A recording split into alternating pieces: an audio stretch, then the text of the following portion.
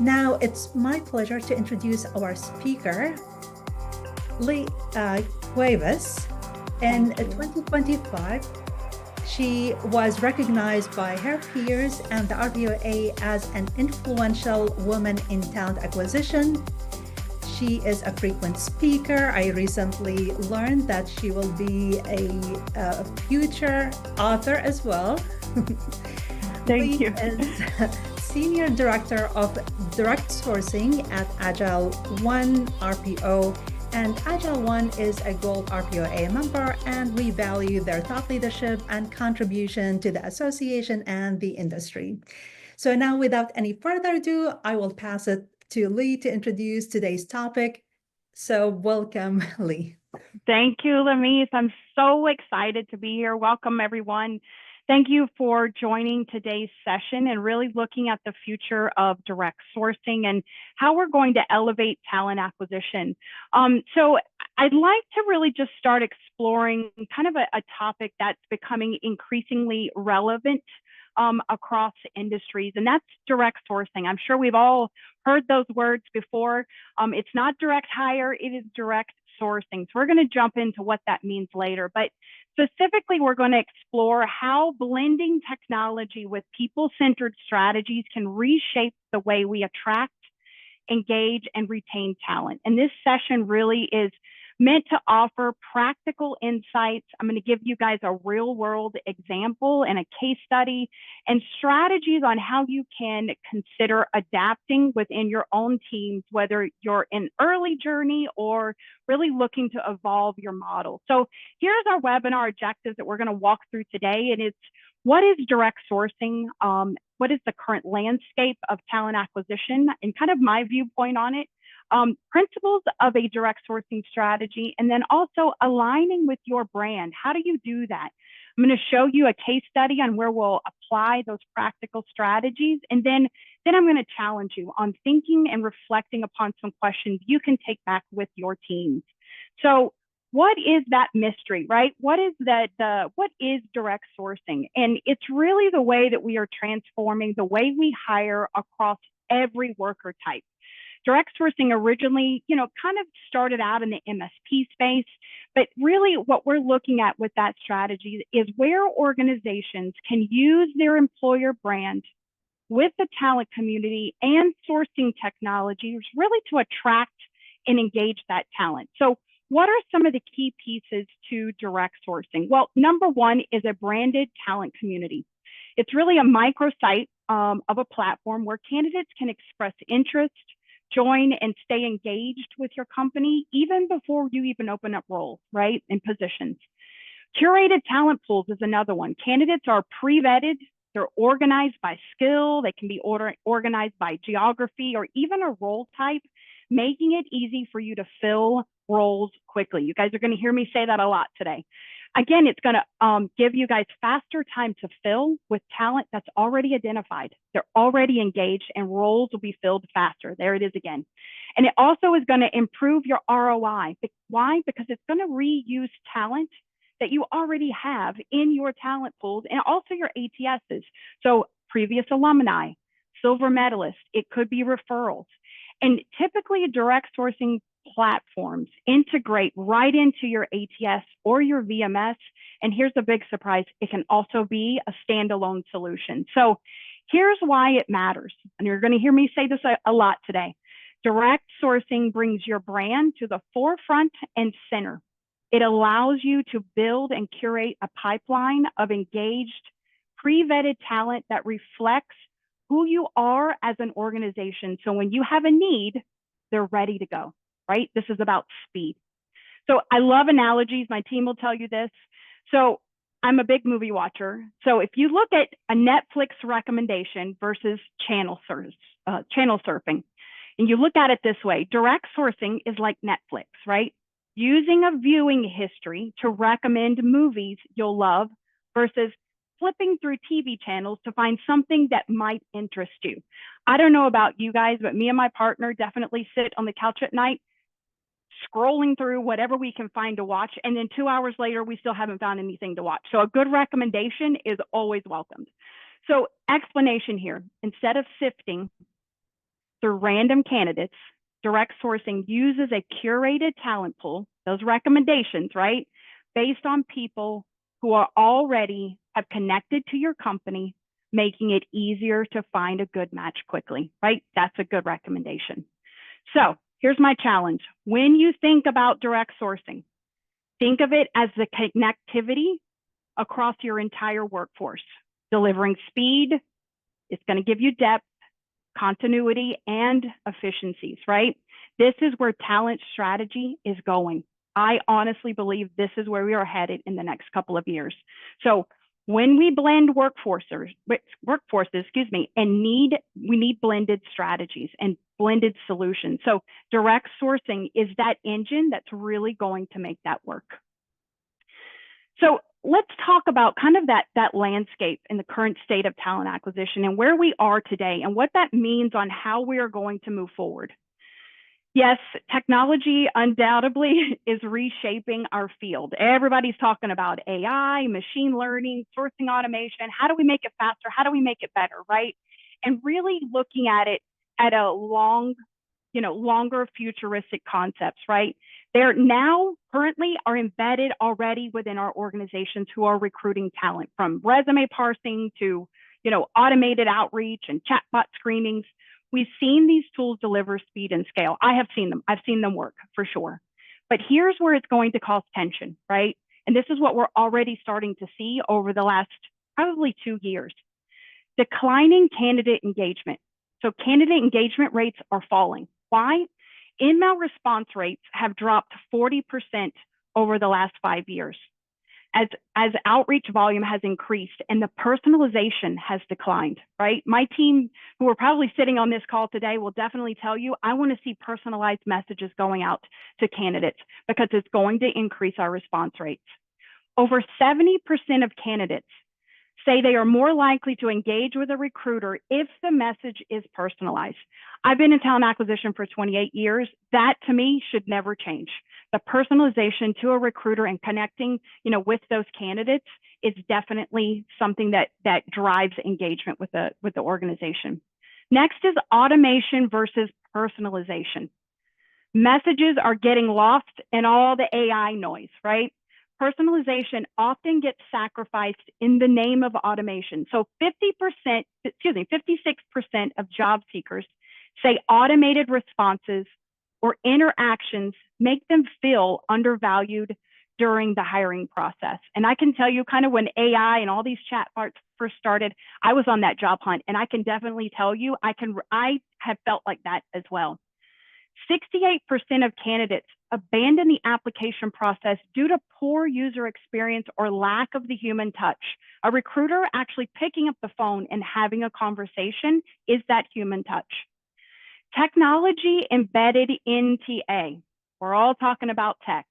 So nearly 75% of organizations use some form of AI or automation in their recruiting processes. And resume parsing tools now reduce that time to screen by 70%. But here's the kicker.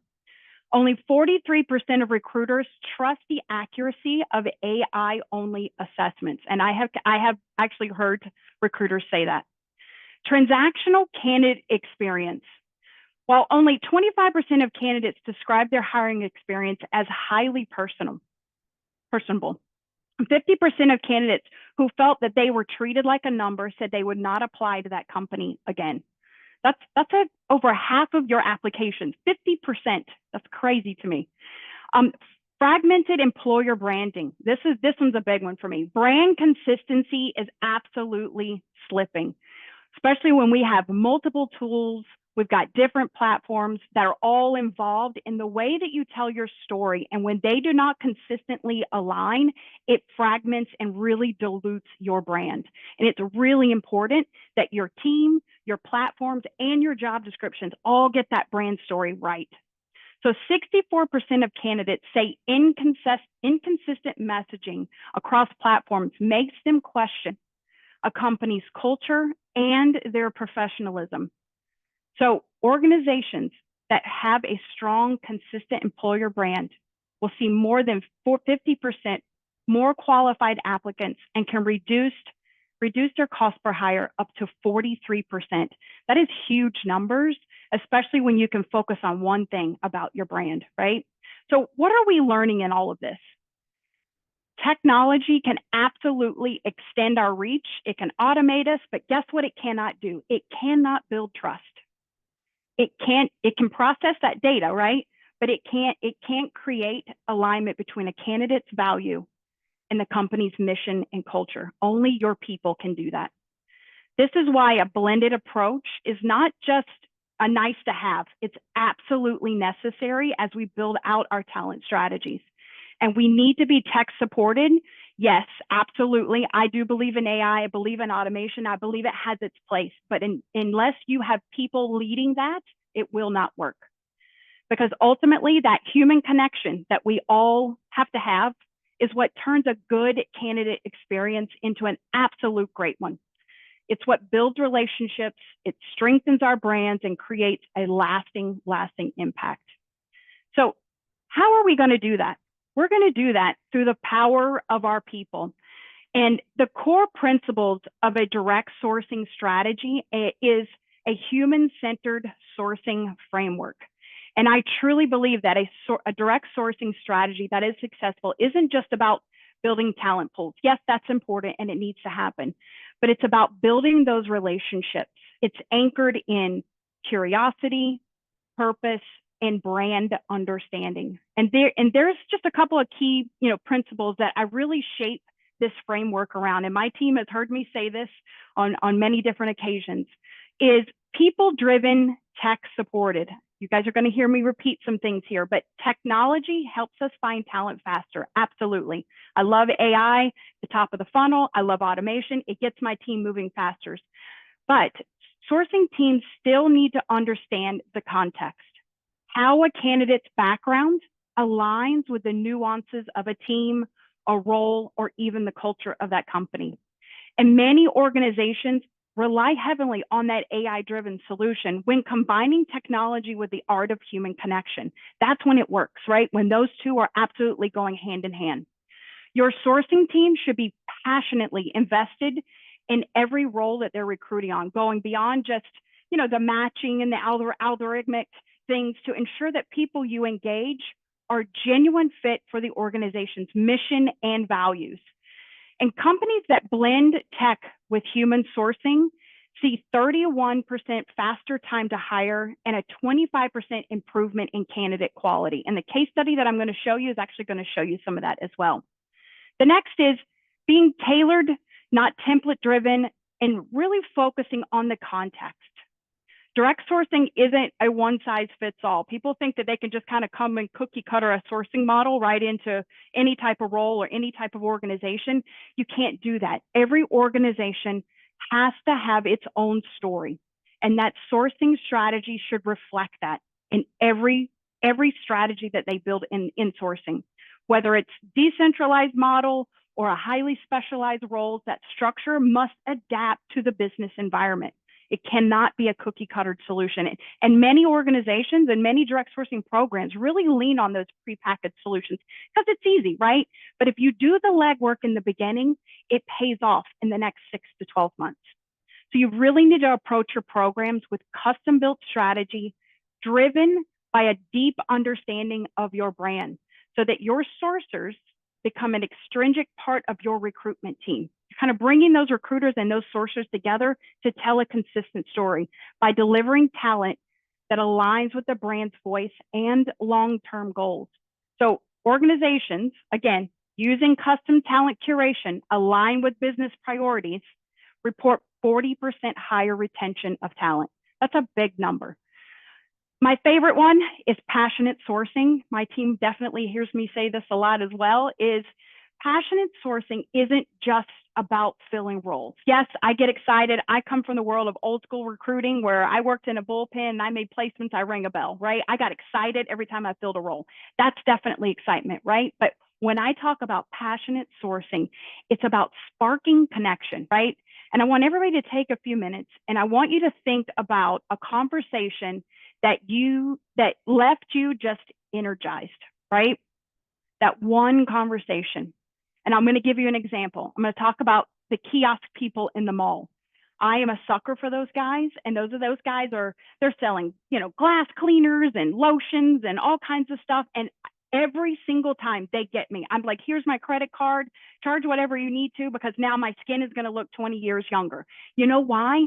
Because they're passionate. They know their product. They love their brand, and they want to just throw that on you, right? So when you have that conversation that you were left energized, where someone's passion was so contagious, you walked away inspired, excited, and completely sold. For me, that is passionate sourcing. So this isn't transactional, it's purposeful. It's about wearing your employer brand into every interaction, weaving it in, right? In every conversation that you have, telling stories that really resonate and connect people to something bigger than just a job, right? You are that connection. So imagine that your sourcing team that leads with energy and curiosity and belief in your mission is in that team. They're not just pitching those roles, right? They're really just championing your EVP like it's personal to them. I love that. And anytime I ever interview a sourcer and I do not feel that excitement from them when I say, tell me about sourcing, what do you love? If I don't have that feeling and I don't walk away excited, I typically don't hire them, because I know that when they have that conversation with a candidate, that's exactly what they're going to feel like. I need to have passionate level sourcers. So that's what moves talent. That's what fills pipeline with people who want to be a part of your story. Because when when you source with purpose, you don't just find talent, you also attract believers, right? I can tell you that last year when I joined AgileOne, I went to our leadership lab and I spent 2-3 days with all of our leaders, and you could just feel our culture. It was palpable. And I walked away swallowing that Kool-Aid, and I was a believer, and I still am to this day. But it definitely brings about passion in that feeling, right, of being energized and contagious. The next is being a persistently curious, right, and persistent curiosity.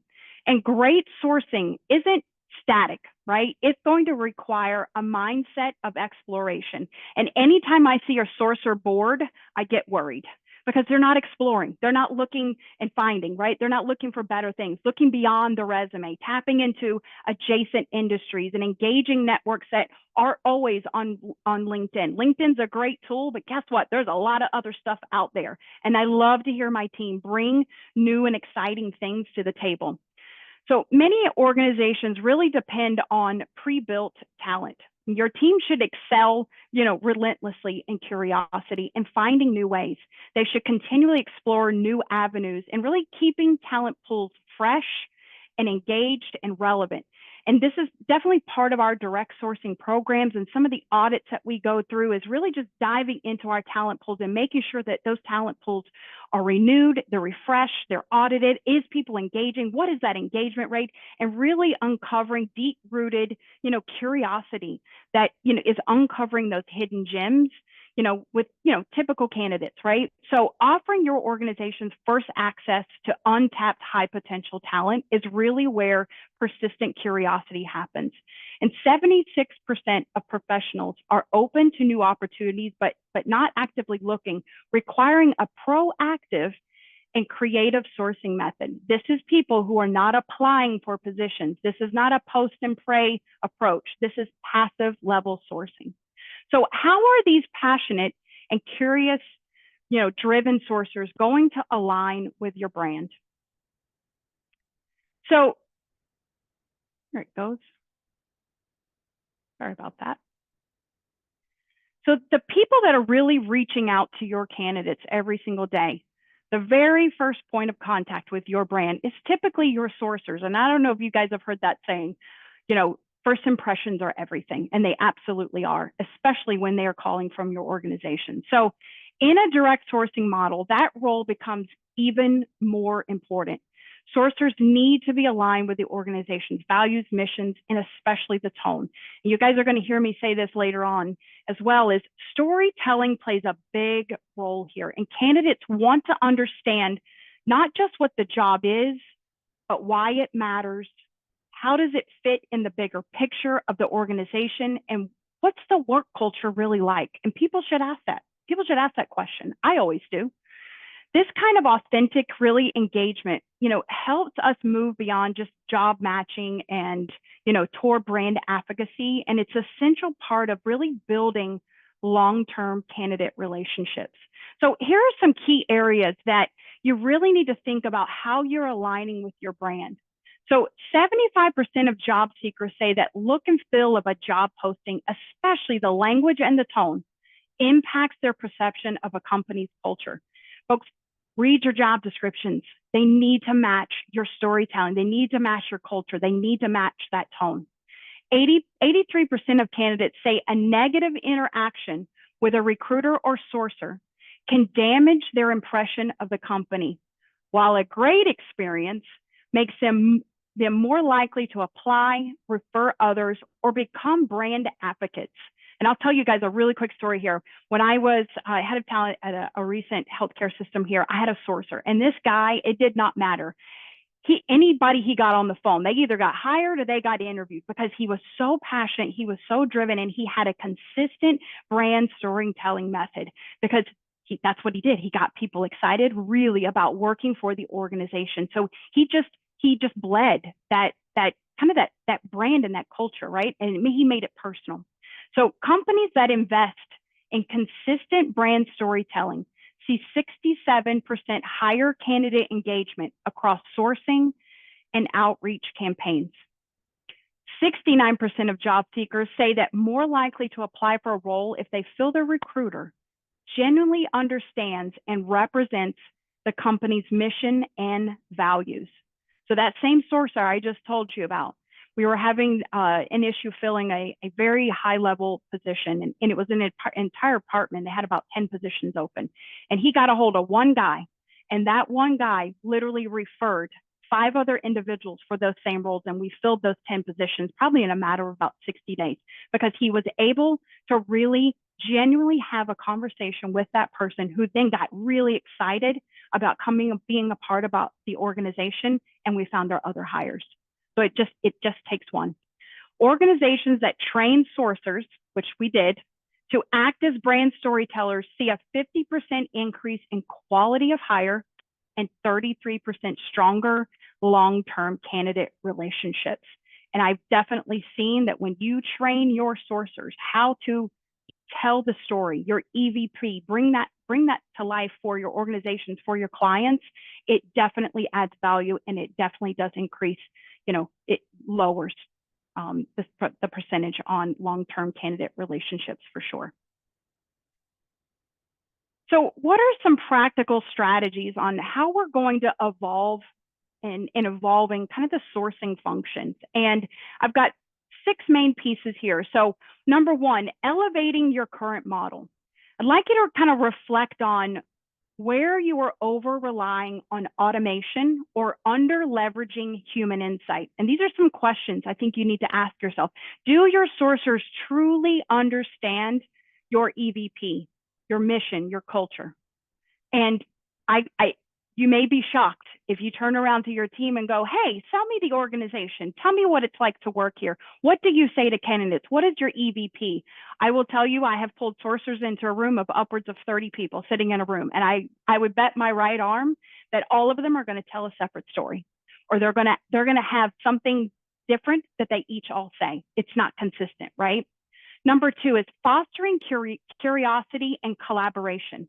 So encourage sourcers to explore non-traditional talent pools, create a space for team learning, host sourcing jams or peer coaching or market mapping sessions. I can tell you that in our weekly direct sourcing meetings with my team, I think it was a couple of weeks ago, we had somebody come on and really walk us through how they strategize with ChatGPT on, finding candidates and building Boolean strings or looking and comparing candidates to job descriptions.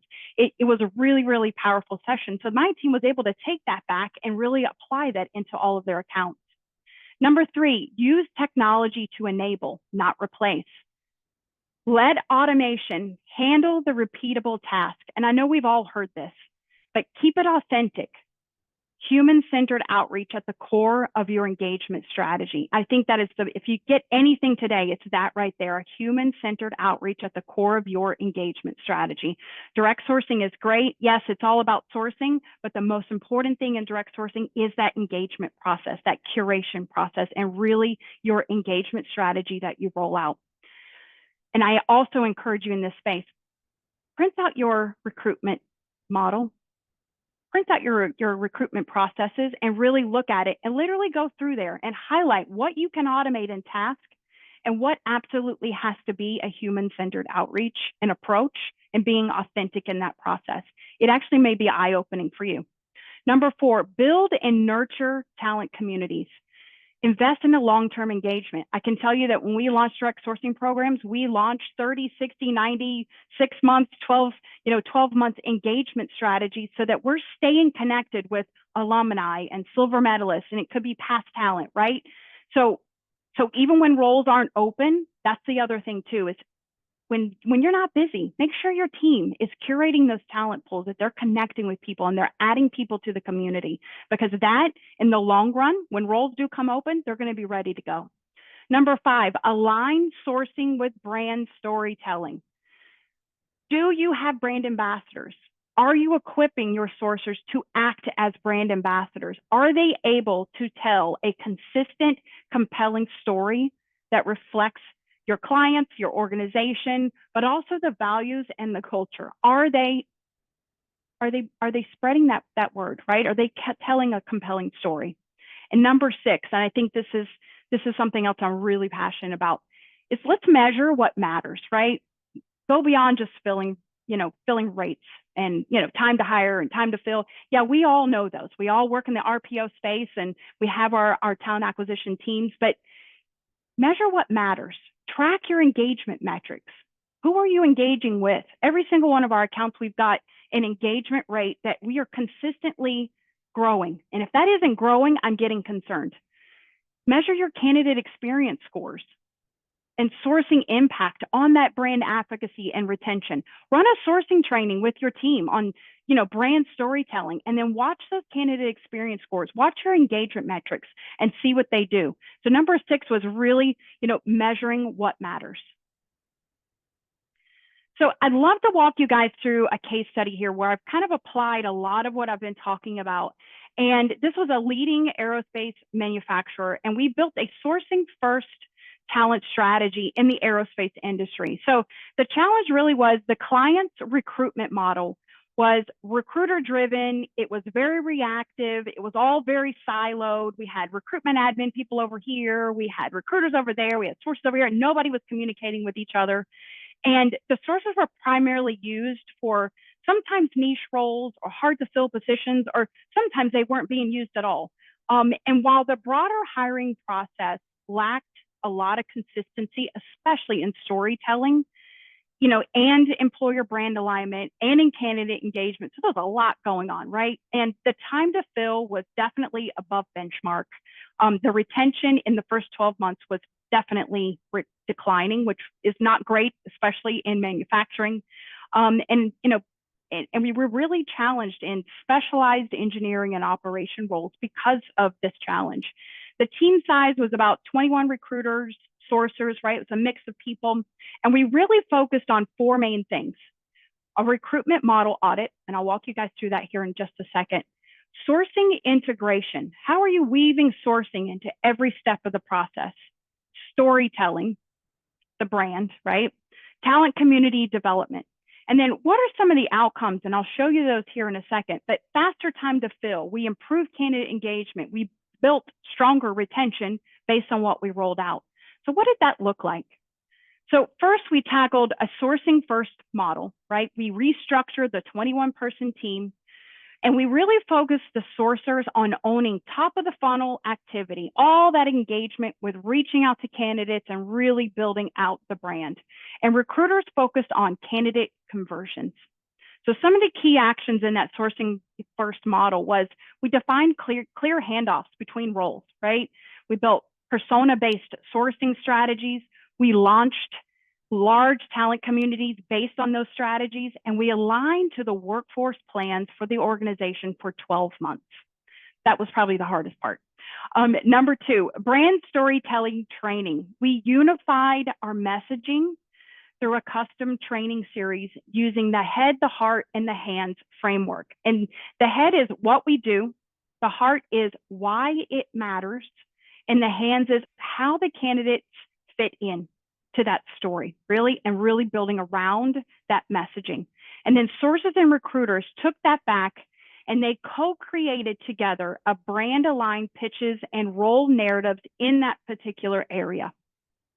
Next, we took market-driven strategies, and this was a really big eye-opener, I think, for the client and also for the team, was real-time labor insights. And I know we all talk about this, and it's not something, you know, new and shiny, but is it effectively being used? And no, it was not. So we took talent availability and a competitor analysis so that we knew exactly what we were up against to fill these positions.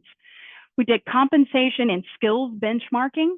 We also took geo-targeted sourcing and event strategy and how do we launch that with our talent communities. And then we used this data to really refine our channels and messaging for relevance. And then next, we enhanced our engagement and really looked at replacing generic outreach with personalized data-informed messaging. That was probably my most favorite part of the whole, you know, kind of audit, align, and activate how we solutioned this. And we did a lot of A and B testing on subject lines. We embedded storytelling across all candidate touchpoints. And built automated nurturing campaigns to kind of keep everybody warm. But we also made sure that that branding and that messaging was all consistent through recruiters, through sourcers, through our recruitment admin, and also our job descriptions and even the careers website. We had to keep it consistent. And that was some of the key things. And this project here of audit, you know, kind of align and activate the solution probably took about 12 months to really get the engine going. So what were some of the direct results from that? First year retention went up to 87% from 72%. Our time to fill, this was mind blowing for me, was 28 days from 56 days. And I truly believe that's because we really aligned those handoffs between recruiters and sourcers. And then our outreach response rate went up to 42% from 19%. We grew our talent community by 3,000 plus pre-engaged candidates. They were in a talent community. They weren't sitting in a talent pool, you know, just sitting there. They were engaged with the community. Hiring manager satisfaction, it went from 3.4 to 4.7, which was a really, really great, I think, success of these results. What made it work? Well, number one, collaboration. I don't know about you guys, when you get a sourcing and a recruiting team that are communicating and they're just right in sync with each other, I truly believe they're unstoppable. So sourcers and recruiters aligned around a shared strategy and that messaging framework. There was consistency on a unified brand and voice and EVP across those channels.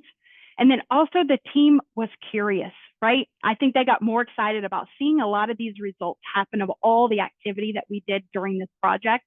And the team really embraced the market data, the storytelling, and the people first mindset in that direct sourcing strategy.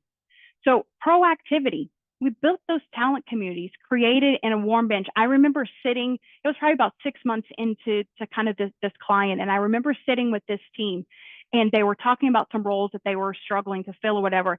And I remember watching light bulbs go off because we had already started invested in these talent communities. Like, hey, I just talked to a candidate the other day that had those skill sets. And then somebody else said something and somebody else.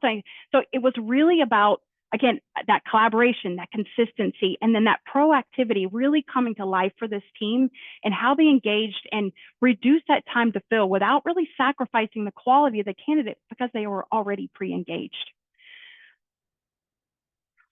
So here's my reflections for you guys today. And this is really, you know, looking at, you know, reflecting on your own talent strategies, whether it be in your organizations today or with a client. And I'd like you to ask yourself 6 questions.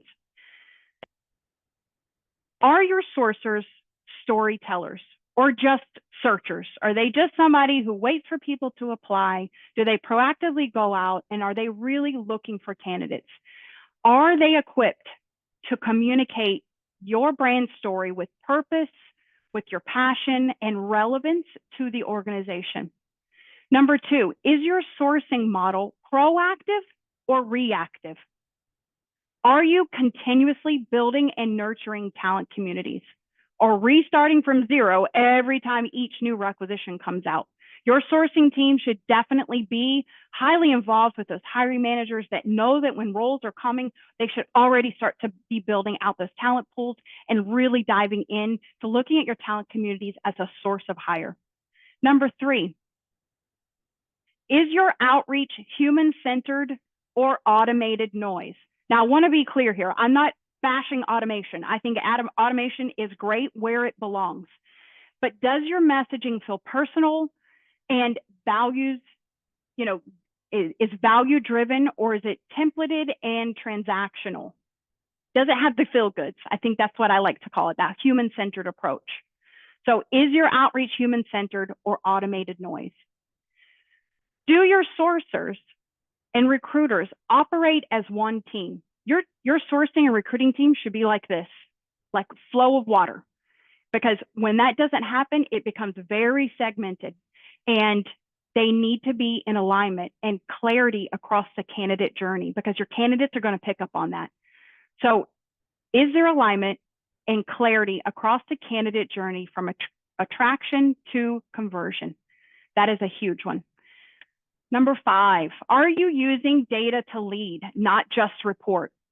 Data should be telling you a story. And I'll give you a really quick story. Same engineering client. They wanted a hardware engineer and they wanted a software engineer all in one person.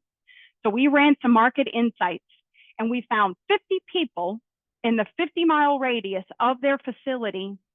And of those 50 people, one person only fit that job. Guess where they worked? They already worked there at the client. So guess what? We were able to split the positions, because typically you don't see hardware and software engineers together. It's very rare.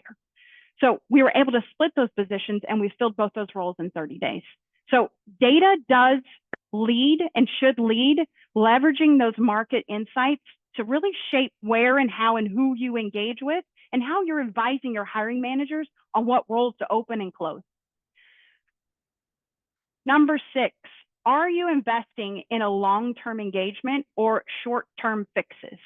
And I'm all about the long-term engagement piece. I know there's some organizations that love that reactive short-term fixes, but I will tell you where we are going in the next couple of years.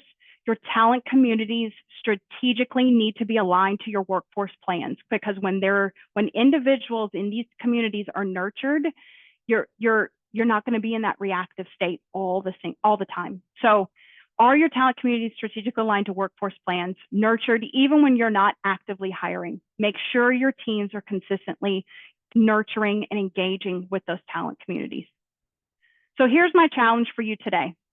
What's one bold step you can take this quarter to make your sourcing more strategic, most importantly, more human, and more community driven?